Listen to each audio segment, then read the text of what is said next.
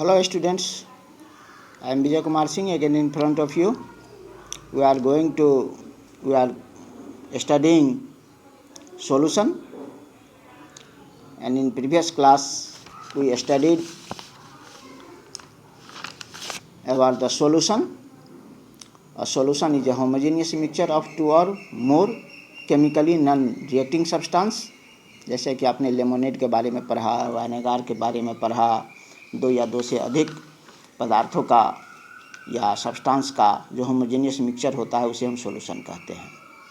Solution के बारे में आपने पढ़ा जो सॉल्वेंट और सॉलिड, इसका दो पार्ट होता है।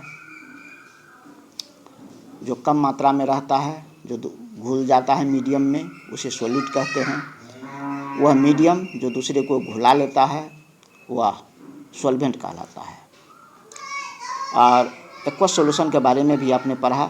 किसी पदार्थ को, किसी भी सब्सटेंस को वाटर में डिजोल्व करने पर जो सॉल्यूशन प्राप्त होता है उसे एक्वस सॉल्यूशन कहते हैं। जो दूसरे किसी लिक्विड के साथ डिजोल्व होकर के जो बनता है वह नॉन एक्वस सॉल्यूशन कहलाता है। आज हम पढ़ने जा रहे हैं प्रॉपर्टीज ऑफ सॉल्यूशन। तो सॉल्यूशन का प्रॉपर्टी में, और solution is a homogeneous in nature. Solution हमेशा होमोजेनियस होता है नेचर में। The solute particles in a solution easily pass through a filter paper. जैसे फिल्टर पेपर में सॉल्यूशन का पार्टिकल को, जैसे चीनी पानी का घोल है, किसी भी फिल्टर पेपर में इसको हम छानने का प्रयास करेंगे फिल्टर करने का, तो वह सॉल्यूट पार्टिकल अलग नहीं होगा। लेकिन जिस तरह से सैंड और पानी को करेंगे तो सैंड अलग हो जाएगा फिल्टर पेपर पे, लेकिन इसमें नमक और पानी का घोल में नमक अलग नहीं होगा। अर्थात इस बार जो है particle solution easily pass through the filter paper. The particles of solution are smaller than 10⁻⁹ meter in a diameter. इसका डायमीटर जो होता है, इसका पार्टिकल इतना छोटा होता है कि अब हम अंदाज लगा सकते हैं कि n नैनोमीटर कह सकते हैं इसको हम, और 10⁻⁻m, अर्थात एक पर हम एक मीटर को अगर हम डिवाइड करें, एक पर 9 जीरो डाल करके जितना छोटा पार्ट होगा वह उतना डायमीटर का होता है। वह इतना छोटा होता है कि उसे हम अपने आँखों से, नंगे आँखों से तो नहीं देख सकते हैं, सिंपल माइक्रोस्कोप से भी नहीं देख सकते हैं।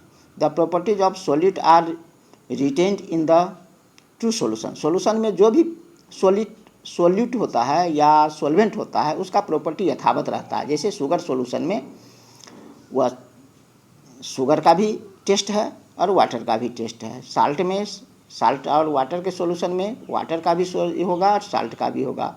The particles of true solution do not scatter light and hence true solution do not show Tyndall effect.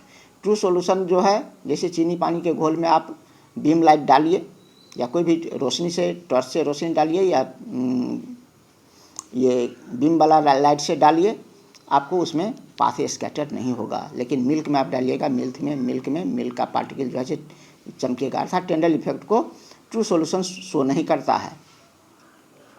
The solid of true solution do not settle on keeping. अगर चीनी पानी का घोल को आप कितनों देर रख दीजिए तो वह नीचे चीनी नहीं बैठेगा, सेटल डाउन नहीं होगा। लेकिन बालू, सैंड और वाटर के मिक्सचर को अगर हम रखेंगे कुछ देर तो सैंड जो है सो नीचे बैठ जाता है। इस तरह से सॉल्यूशन में नहीं होता है। अर्थात इसका अर्थ होता है कि सॉल्यूशन इज स्टेबल। फिर a solution is always transparent in nature, however it may be coloured और कलरलेस। सॉल्यूशन, कोई भी सॉल्यूशन होगा, चाहे चीनी पानी का हो, नमक पानी का हो, वह कलरफुल हो सकता है कलर मिलाने पर, लेकिन वह ट्रांसपेरेंट होगा हमेशा। तो ये हमारा सॉल्यूशन का आपका प्रॉपर्टीज के बारे में हम पढ़ रहे हैं अभी।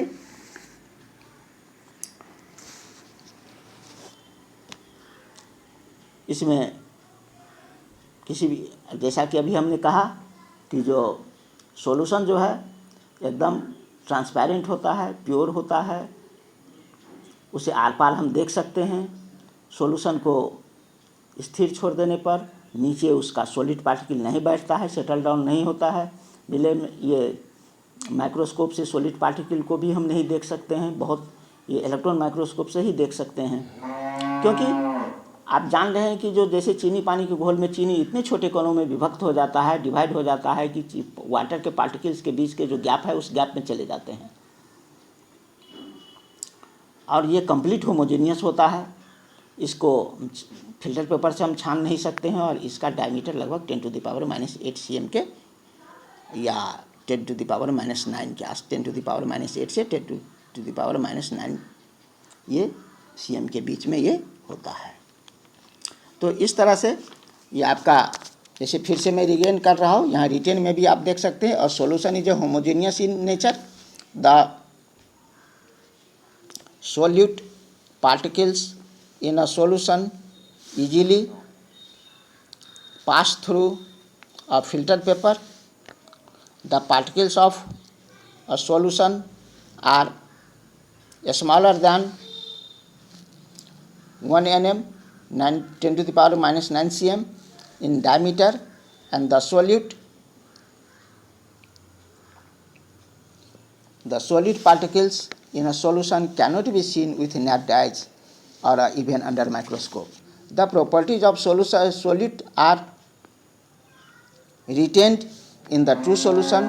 Thus, a sugar solution is sweet in taste, and solution of salt in water is saline in taste. The particles of true solution do not scatter light, and hence true solution do not show Tyndall effect. The solute of true solution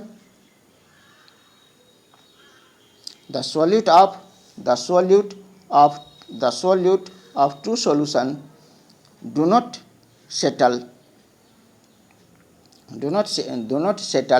on keeping. This means that solution is stable.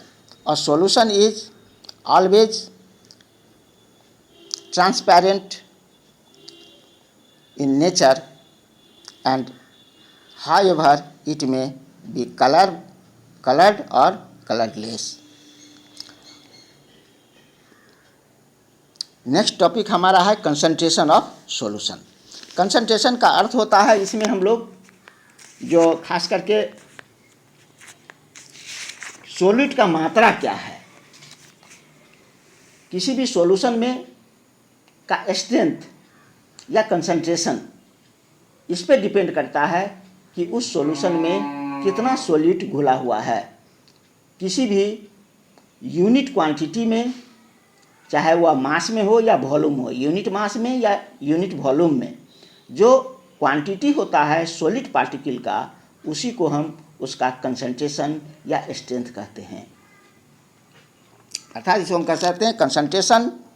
देखिए यहाँ पर, concentration of a solution means relative amounts of solute and solvent in the solution. The solution can be called dilute, concentrated or saturated solution depending upon the amounts of solute present in the solution.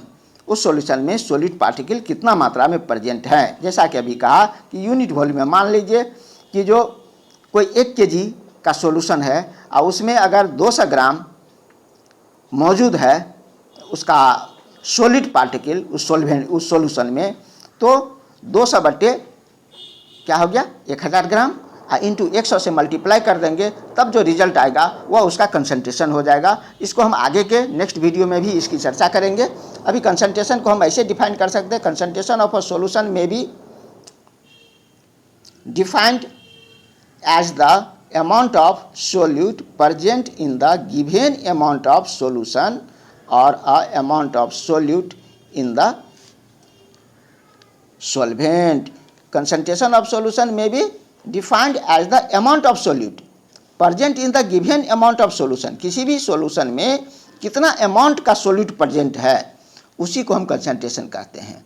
अगर मान लीजिए 5 kg का 5 kg हमारा solution का wait है, total mass है, तो और इसमें हमारा 1 kg अगर सॉल्यूट है घुला हुआ, तो ये 1 kg solute, mass of solute बटे मास ऑफ सॉल्यूशन इंटू 100। अब इसको हम इसमें करेंगे तो 20 हो गया, अर्थात 20% इसका कंसंट्रेशन है। कहलाएगा, इसका कंसंट्रेशन क्या कहलाएगा, 20% कहलाएगा। उसी तरह से मास बाय मास भी होता है,